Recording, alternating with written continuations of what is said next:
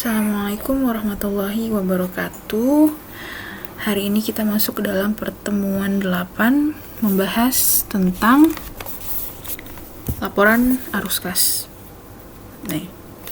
Jadi kemarin itu kita udah bahas tentang saldo laba, ekuitas, laba ditahan, modal di setor, tentang saham. Itu semua masuk ke dalam semua laporan ekuitas. Oke. Nah, sebelum kita masuk ke arus kas ini, di sini saya mau mengasih review tentang isi dari laporan keuangan. Isi laporan keuangan itu kan ada 5 komponen paling utama nih ya.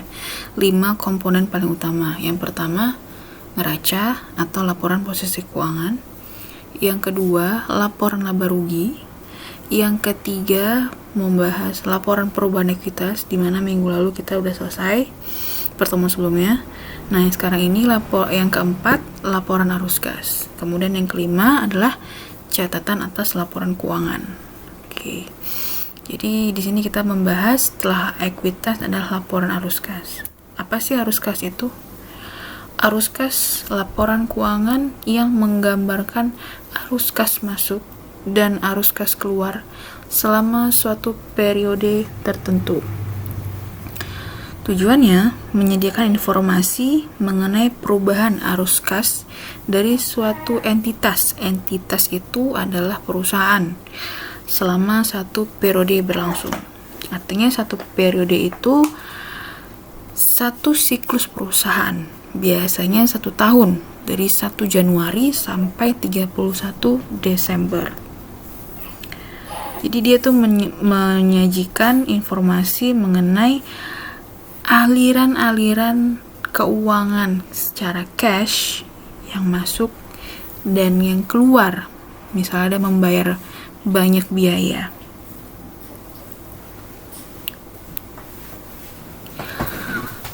Apa sih gunanya laporan arus kas? Kegunaannya itu yang pertama, menghasilkan arus kas di masa depan. Jadi hari ini bisa nggak perusahaan itu menciptakan kas pendapatan? Ketika ia bisa menciptakan di tahun ini kas yang banyak, otomatis bisa untuk dinilai di masa depan bisa digunakan kas tersebut untuk operasional. Kemudian dari kas tersebut bisa membayar dividen dan kewajiban. Kewajiban di sini dibilang utang. Kemudian penyebab timbulnya perbedaan antara laba bersih dan arus kas bersih dari aktivitas operasi.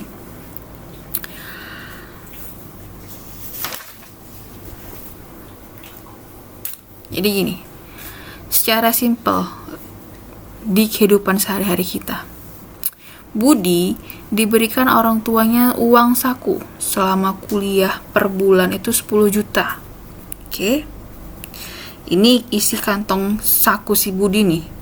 Ada kolom saldo awal, debit, kredit, saldo akhir. Debit, kredit itu kan masuk dan keluar. Oke. Jadi saldo awalnya diberi orang tuanya 10 juta. Oke, saldo akhirnya masih 10 juta, belum ada masuk, belum ada keluar. Terus bayar uang kuliah.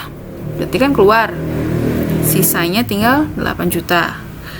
Uang sewa kos 500.000. Sisa saldo kantongnya itu 7,5. Nah, kemudian si Budi ini dia jualan online baju misalnya, clothing. Nah, di bulan itu dia dapat 1 juta. Otomatis di kantongnya itu bertambah 8.500.000. Kemudian jajannya itu selama sebulan itu 5 juta. Jadi sisa di kantongnya itu 3.500.000. Nah, jadi ini saldo akhir si Budi di akhir bulan 3.500.000. Ditanyalah sama orang tuanya ketika bulan depan, waktu si Budi mau minta uang saku lagi untuk bulan depan. Berapa sisa kemarin Budi? 3,5, Bu, kata Budi. Oke, apa aja yang sudah dihabiskan? Kok sisa 3,5? Nah, begitu Budi menceritakan, saya beli ini, dan ada saya dapat. Nah, ketika bilang beli ini, itu kan beli artinya pengeluaran. Bayar uang kuliah, uang sewa kos. Ketika ia bilang tapi saya dapat hasil jualan online, artinya tuh ada kas yang masuk. Nah, perjalanan transaksi historis seperti itu, itulah dinamakan aliran kas, arus kas. Kas itu mempunyai arus, ada dia masuk, ada dia keluar, sampai endingnya dia mempunyai saldo akhir. Oke, ketika ibunya bilang, oke, ini 10 juta lagi untuk bulan depan. Berarti berapa di kantong Budi? 3,5 ditambah 10 juta, 13.500.000. Kalau kalian ingat, di dalam akuntansi, saldo akhir hari ini selalu dan pasti akan menjadi saldo awal untuk esok hari. Ya kan? Hari ini uang kita tinggal 5.000. Besok kalau dikasih ibu kita 10.000, berarti kan uang di kantong kita 15.000. Jadi saldo akhir hari ini menjadi saldo awal di esok hari. Paham? Oke, jadi itu ilustrasi simpelnya di kehidupan kita sehari-hari. Inilah arus kas itu. Ada yang masuk, ada yang keluar. Yang mempengaruhi itu apa-apa aja, biaya-biaya apa aja yang dikeluarin. Begitu juga di perusahaan yang akan kita bahas. Namun tidaklah sesederhana ilustrasi yang saya berikan ini. Nah, tadi kita udah bahas kas ya. Kas dan setara kas. Sering kalian dengarkan kas dan setara kas. Kalau kas itu kan di bagian aset lancar, ya kan? Artinya liquid, lancar liquid. Kas sebuah media atau alat pembayaran untuk membayar sesuatu. Dan itu bersifat physically. Kas sama dengan cash, sama dengan tunai. Jadi kalau ditanya mau bayar dengan apa? Kredit atau cash? Cicilan atau tunai? Artinya secara cash itu fisiknya nampak. Oke, dan setara kas. Apa itu setara kas? Contohnya di bank ada tabungan, ada deposito, ada giro. Dimana ketiga itu kan harta kita. Tabungan, deposito, giro. Itu kan tabungan kita, itu harta kita. Tapi tidak di genggaman kita. Kalau cash tadi kan tuh di genggaman kita. Uang itu fisik di genggaman kita. Kalau setara kas, dia di bank, di tempat lain, tapi itu tetap harta kita. Dan itu bisa dicairkan kapan saja. Sama, dia liquid, dia lancar. Makanya di sini dibilang setara kas itu investasi jangka pendek. Tabungan itu kan investasi jangka pendek. Sangat liquid yang memenuhi kriteria. Contohnya, kriterianya siap dikonversi menjadi kas dengan jumlah yang sudah ditentukan. Nah, seperti kita narik uang di tabungan. Jadi nominal di layar ATM itu 10 juta, siap dikonversi menjadi kas dengan jumlah yang sudah ditentukan. Kita mau berapa? Mau narik berapa? Kemudian waktu jatuh tempo sangat pendek, seperti deposito. Ada 3 bulan, 6 bulan, sudah bisa kita cairkan, kita tarik. Nah, ada catatan di bawah tuh. Arus kas tidak termasuk mutasi antara pos-pos yang termasuk kas atau setara kas.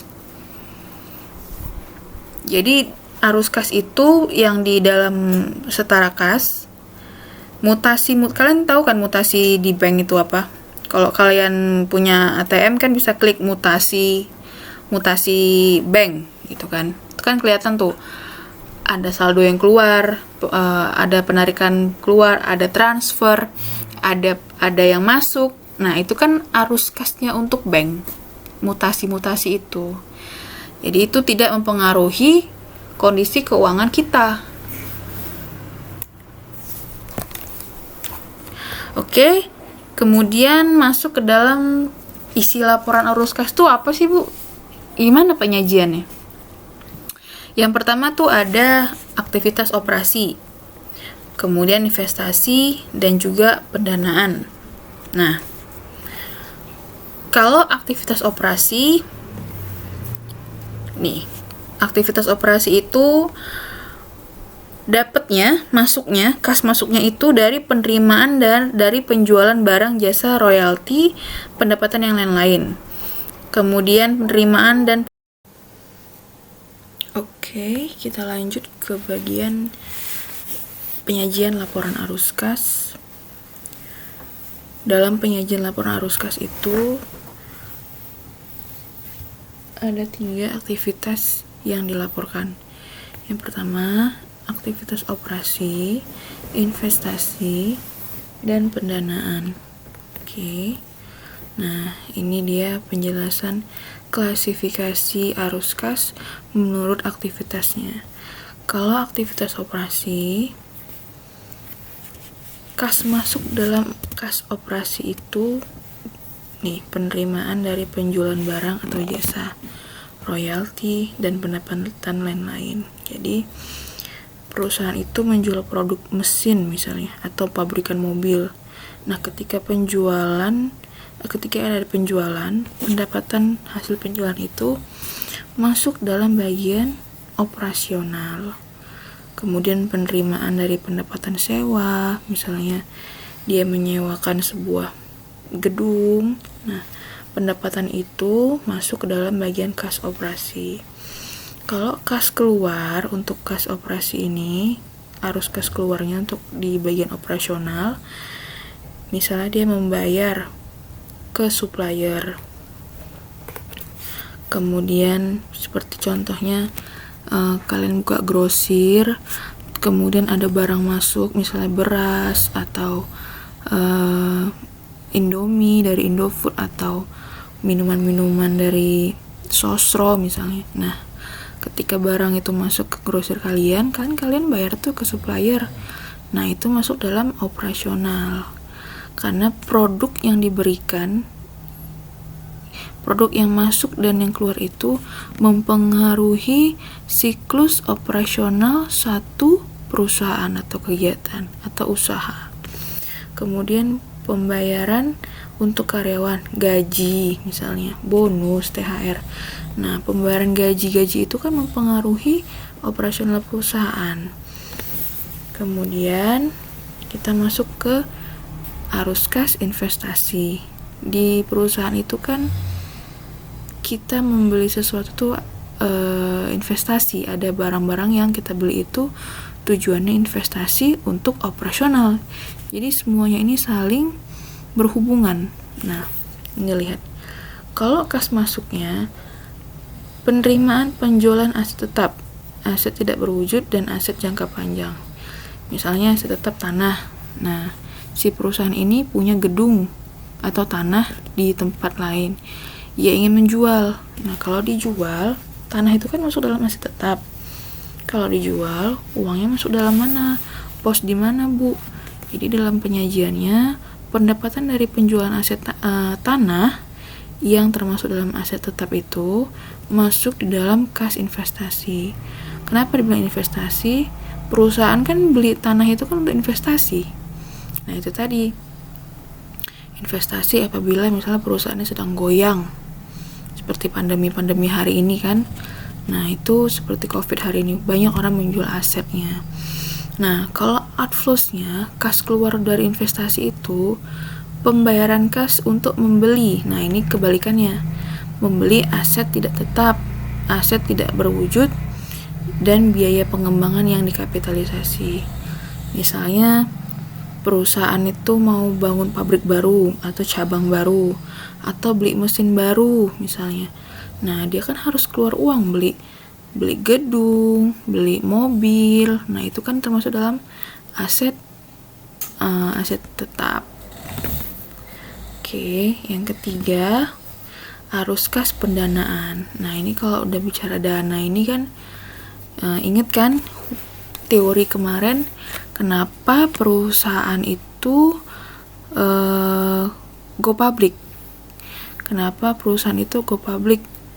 Salah satunya mencari investor, mencari pendanaan. Jadi dia mau memperluas usaha perusahaan itu, namun tidak cukup dana. Akhirnya ia memakai jasa pihak ketiga. Siapa pihak ketiga itu? Bisa saja bank seperti kreditur, atau bisa saja dia go public. Dia menerbitkan saham itu dibeli oleh banyak investor di bursa efek. Nah, ini inflows-nya, nih dia, penerimaan kas dari penerbitan saham. Jadi kalau perusahaan itu menerbitkan saham, sudah melantai di bursa efek, artinya kan sudah go public, terbuka, TBK. Semua orang bisa melihat kan isi dapurnya perusahaan itu. Nah, waktu dia terbitkan harga sahamnya 5.000 per lembar. Nah, ketika dibeli sama investor 7.000 per lembar misalnya. Nah, pendapatannya itu kan untung 2.000 tuh, 2.000 per lembar. Pendapatannya itu masuk dalam kategori arus kas pendanaan. Jadi ada kas yang masuk bagian pendanaan itu dari keuntungan penerbitan saham. Nah, kalau outflows-nya ini misalnya pelunasan pinjaman nih.